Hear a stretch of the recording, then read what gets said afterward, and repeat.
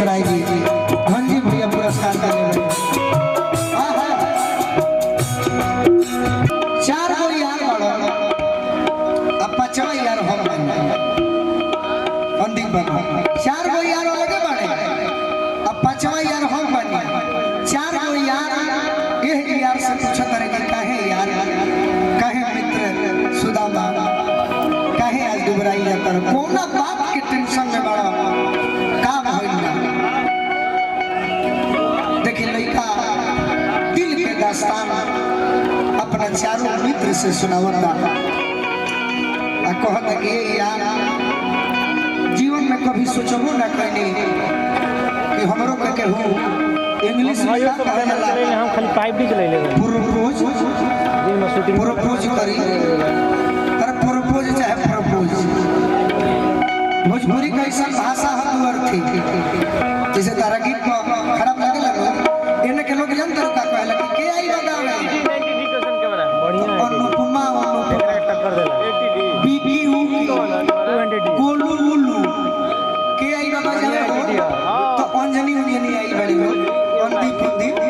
के प्रोग्राम करौले बा वो बगल गांव में बागर उगर के हॉल तो ये भोजपुरी है सब में डबल लाग अंजनी अंकल जी हो गए चलो ये 10 मिनट देखो लड़का कहता हाय हमार भगिना के ने बा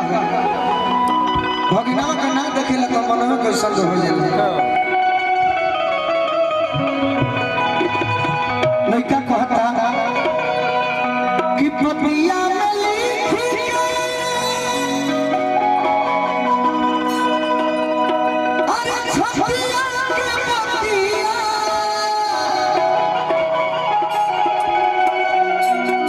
भेजले पिया अरे किताब में यार बड़ी टेंशन में पतिया में लिखी के छतिया के बतिया इधर हेडफोन वाला आउटपुट इनपुट दोनों भेजल लिया किताब में लइकन पहला से आगे बताओ मंजनी कि दिल को लई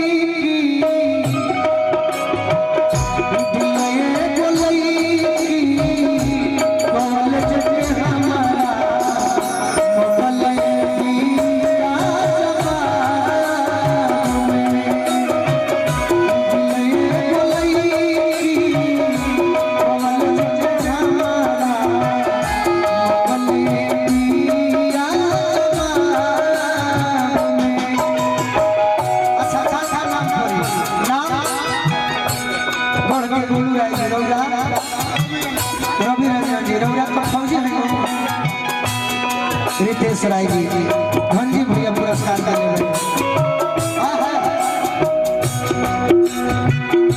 पतिया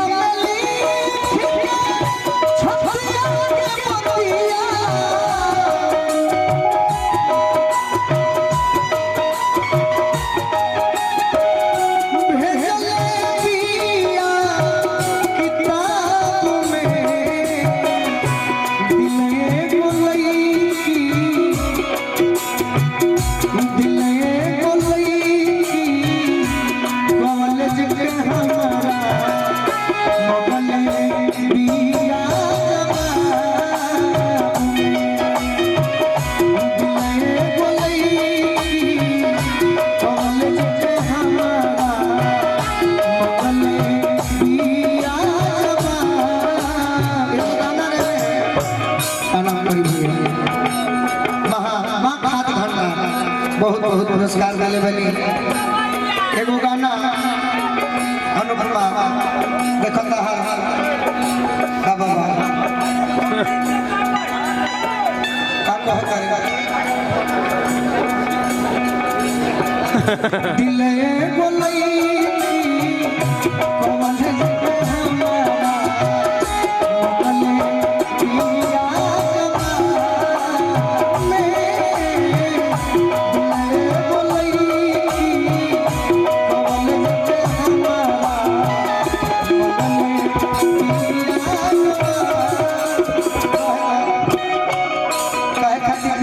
गाड़ी सुने खातिर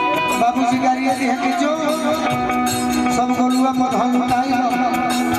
सब हमारा बड़ी माने वाला